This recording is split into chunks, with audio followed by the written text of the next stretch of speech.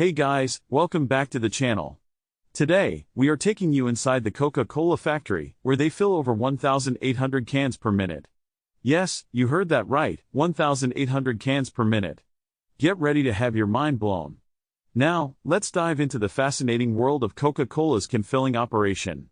The Coca Cola factory is a marvel of efficiency and precision when it comes to filling cans with their iconic soda. One of the biggest challenges the Coca Cola factory faces is maintaining both quality and efficiency while filling thousands of cans nonstop. Imagine the pressure of ensuring each can is filled just right, every single time. As we explore the factory floor, you'll be amazed by the intricate machinery and precise systems used in the filling process. From the moment the empty cans enter the line to the final product ready for distribution, every step is carefully monitored and controlled.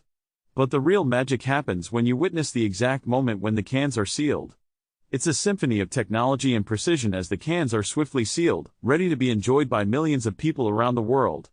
In conclusion, the behind-the-scenes look at Coca Cola's can filling operation has given us a whole new appreciation for the process behind our favorite drink.